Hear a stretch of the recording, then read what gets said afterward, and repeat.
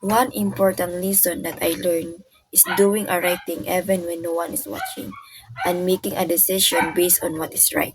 For example, I see a classmate drop a money and no one noticed it.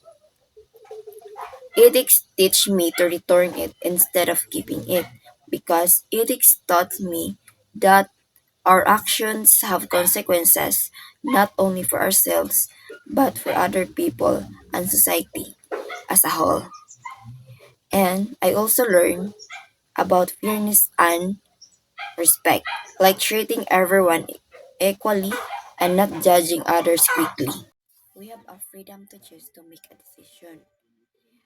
And ethics taught us to do what is right kasi yun ang narapat at yun ang dapat nating gawin. Hindi labag sa kalooban but yung kusang gumawa tayo ng tama. Kasi yun ang dapat at yun ang karapat dapat nating gawin.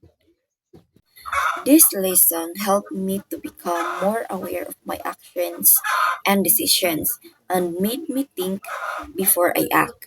For example, instead of copying answer during a test to get a high grades, now I realize that honesty is more important.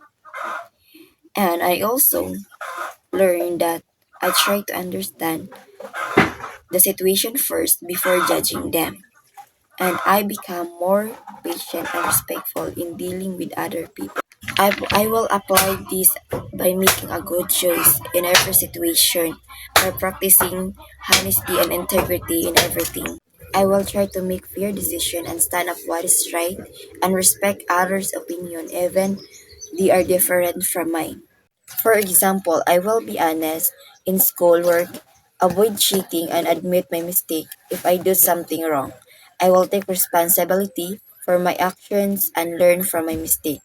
I want to become a person who not only thinks ethically but also acts ethically in real life situations.